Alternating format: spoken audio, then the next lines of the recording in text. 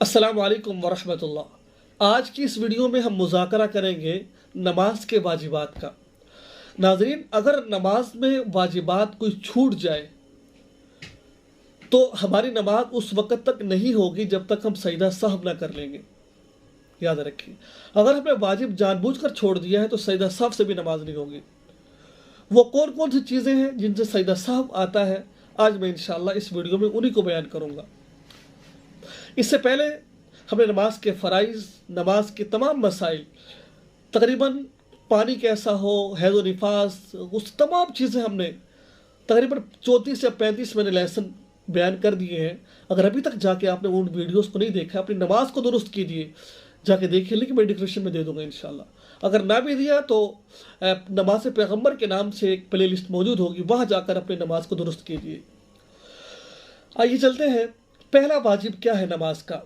नमाज शुरू करने के लिए अल्लाह अकबर कहना, तकबीर तहरीमा। लेकिन इसके बाज़ फुक़हा फरमाते हैं कि ये फ़र्ज़ है और बाज़ कहते हैं कि वाजिब है।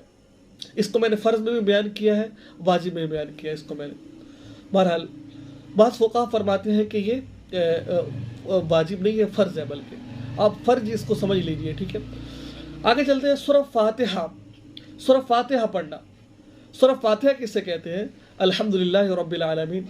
आप नमाज पढ़ रहे हैं को नमाज की जो फ़र्ज़ नमाज की पहली 2 रकतों और इसके अलावा नफल, सुन्नत, वितर, उसकी हर रकत में सूरह फातिहा पढ़ना वाजिब है, ठीक है। सिर्फ जो फ़र्ज़ नमाज की जो पहली 2 रकतें, जो दूसरी 2 रकतें हैं फ़र्ज़ नमाज की, उनमें सूरह फातिहा पढ़ना वाजिब नहीं है बल्कि सुन्नत है, ठीक है। नंबर 3, पहली 2 रकतों में सूरह फातिहा के बाद एक बड़ी या 3 छोटी आयतें या एक सूरत पढ़ना। देखिए, अगर आप अकेले नमाज पढ़ रहे हैं, ठीक है, इमाम साहब है, तो आपको क्या करना है? सूरह फातिहा पढ़िए। सूरह फातिहा के बाद आपको कुरान पाक की तिलावत करना। कितनी मिकदार करनी है उसके लिए फुक़हा फरमाते हैं कि एक इतनी बड़ी आयत जो 3 छोटी आयतों के बराबर हो, या 3 छोटी आयतें, कम अज़ कम इतनी हो, ज़्यादा जितनी मर्जी आप कर सकते हैं अपनी हिम्मत के मुताबिक। नंबर 4, जब आप इमाम साहब के पीछे नमाज पढ़ रहे हैं, तो जब इमाम साहब क़िरात कर रहे हैं या क़िरात नहीं भी कर रहे हैं, आपको पीछे चाहे कोई भी नमाज पढ़े, चाहे ज़ोहर असर की हो या मगरिब इशा की हो, आपको इमाम के पीछे क़िरात नहीं करनी है। इस पर मैं पहले मुफस्सल बात कर चुका हूँ तफसील के साथ में, आप जाके प्ले लिस्ट में देख सकते हैं जाकर इमाम के पीछे क़िरात के बारे में। क़ादा उला, देखिए, हम अगर 4 रकत पढ़े या 3 रकत पढ़े, मिसाल के तौर पर हम ज़ोहर की नमाज़ पढ़ें, अब ज़ाहिरी बात है उसमें 2 दफ़ा बैठना है, 2 रकत के बाद और 4 रकत के बाद, ठीक है। क़ायदा उला यानी कि जो 2 रकत के बाद बैठा, ये वाजिब है। अगर कोई आदमी गलती से 2 पढ़कर बैठकर ही खड़े हो जाता है तो उसको आखिर में सजदा सहव करना पड़ता है। अगर इनमें से एक चीज़ भी छोड़ दोगे तो आपको सजदा सहव करना पड़ेगा, तब आपकी जाके नमाज होगी आपकी। क़ादा उला और क़ादा अखीरा यानी कि जो आप 2 रकत के बाद बैठते हो या 4 के बाद बैठते हो, दोनों में पहले में बैठना तो मैंने बताया था आपको वाजिब है। अभी जो आखिरी क़ादे में बैठना है वो मैंने फ़राइज़ में आपको बताया था फ़र्ज़ है। 2 रकत के बाद बैठना वाजिब, 4 के बाद बैठना फ़र्ज़ है। और याद रखिए कि दोनों के अंदर अत्तहियात पढ़ना वाजिब है। बैठना पहले में वाजिब, दूसरे में फ़र्ज़ है, और दोनों में अत्तहियात पढ़ना वाजिब। अगर कोई आदमी अत्तहियात नहीं पढ़ता, उस पर सजदा सहव लाज़िम आ जाएगा उस पर। तमाम अराकीन को जितने भी आपके अरकान को, जो अरकान है आपके, जैसा कि आप रुकू कर रहे हैं, सजदा कर रहे हैं, जो भी कुछ, उसको इत्मीनान के साथ अदा करना। हदीस मुबारका में आता है कि कुछ लोग ऐसे जो नमाज में चोरी करते हैं। अल्लाह के नबी ने फरमाया, अल्लाह के नबी ने कुछ लोग जो नमाज में कैसे चोरी हो सकती है? फरमाया उसके रुकू और सजदे को अच्छे तरीके से अदा ना करना, ये नमाज में चोरी है ये। और आगे फरमाया हर फ़र्ज़ और हर वाजिब को बगैर किसी तकदीम और ताख़ीर के जगह पर अदा ना करना। यानी कि आप रुकू कर रहे हैं, रुकू में आपने ताख़ीर कर दी है। आपको तो ये था ना कि आप सूरह फातिहा पढ़कर सूरत मिलाकर फ़ौरन रुकू करते, लेकिन सूरत ख़त्म करके आप इतनी देर रुके रहे, एक रुकन की मिक़दार, तो आप पर यानी कि वाजिब में ताख़ीर करना, फ़र्ज़ में ताख़ीर करना। और नंबर 9, جہری نمازوں میں جہرن اور سری نمازوں میں سرن قرات کرنا۔ مثال کے طور پر امام صاحب کیا کرتے ہیں، ظہر اور عصر کی نماز میں آہستہ قرات کرتے ہیں، یہ آہستہ قرات کرنا واجب ہے۔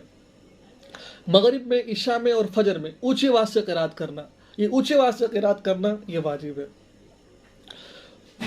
مقتدی جو ان سے منفرد وہ آہستہ آواز سے کرے گا، یہ امام صاحب کے لیے ہے یہ والا، ٹھیک ہے۔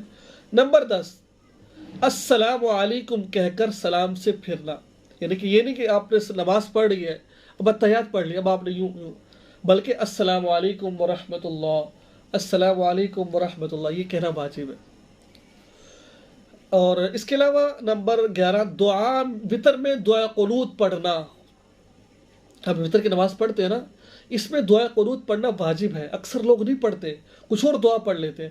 دیکھو جب تک آپ کو کوئی دعا نہیں آتی آپ کچھ اور دعا پڑھ لے سکتے ہو، اور آہستہ آہستہ کوشش کیجیے دعا قنوت سیکھنے کی۔ کچھ لوگ ایسے سیکھنے کی کوشش نہیں کرتے ہیں، ایسے بس جو ان سے نا وہ قل واللہ پڑھ لیتے کوئی اور دعا، ساتھ ساتھ دعا قنوت سیکھنے کی کوشش کیجیے، ٹھیک ہے نا، ایسے کام نہیں چلے گا۔ دعا قنوت پڑھنا واجب ہے، ضروری ہے، اگر نہیں پڑھو گے آپ کے وطر نہیں ہوں گے تو پھر آپ گنہگار ہوں گے۔ اگر آپ بھول جاتے ہو دعا قنوت وطروں میں پڑھنا تو اس صورت کے اندر آپ کو آخر میں سجدہ سہو کرنا پڑے گا۔ آگے ہے عید الفطر اور عید الاضحیٰ میں زائد تکبیرات کہنا۔ جیسے آپ کو پتہ ہے کہ عید الفطر اور عید الاضحیٰ کی نماز ہوتی ہے، اس میں 6 زائد تکبیریں ہوتی ہیں۔ اس کی تفصیل میں جانے کی اتنا وقت نہیں ہے ورنہ میں تفصیل سے بتاتا۔ جو 6 زائد تکبیریں ہوتی ہیں ان کو ہم کہتے ہیں، ان کو کہنا یہ واجب ہے۔ اگر کوئی آدمی چھوڑ دیتا ہے تو آخر میں اس کو سجدہ سہو کرنا پڑے گا۔ ناظرین یہ چیزیں تھیں جو میں نے آپ کو بتائی ہیں، غالباً 12 واجبات میں نے آپ کو بتائے ہیں۔ ان کے دلائل میرے پاس بہت موجود ہے، لیکن میں نے یہ سمجھا کہ میں شارٹ کٹ سی ویڈیو بناؤں۔ اگر میں دلائل کی طرف جاؤں گا تو پھر وقت کے بہت زیادہ لگ جائے گا، اس وجہ سے میں نے یہ آپ کو بتایا۔ لیکن آخر میں ایک بات رہ چکی ہے کہ سجدہ سہو کرنا کیسے ہے۔ یہ جتنی چیزیں میں نے آپ کو بتائی ان سے سجدہ سہو آ جائے گا۔ کرنا کیسے ہے؟ کرنے کا طریقہ یہ ہے کہ آپ آخری قعدہ میں، یعنی کہ جس قعدے میں آپ نے سلام پھیرنا ہے، آپ نے تحیات پڑھنی ہے، تحیات للہ والصلوات والطیبات پڑھ کر دوسرے کلمے تک اشہد ان لا الہ الا اللہ واشہد ان محمد عبدہ ورسولہ، ایک سلام پھیرنا ہے، پھر 2 سجدے آپ نے کر لینے ہیں، پھر 2 سجدے کر کے بیٹھ جانا ہے، پھر شروع سے التحیات پڑھنی ہے آپ نے، التحیات للہ والصلوات، مکمل التحیات پڑھ کر پھر آپ نے دونوں طرف سلام پھیرنا، اس کو کہتے ہیں سجدہ سہو۔ امید ہے ناظرین آپ کو یہ ویڈیو سمجھ آ گئی ہوگی، آپ کو مسئلہ سمجھ آ گیا ہوگا۔ اپنے رائے کا اظہار کیجیے، دعاؤں میں اس بندہ نچیز کو یاد رکھیے۔ اللہ تعالیٰ کے معاف فرمائے۔ السلام علیکم ورحمۃ اللہ۔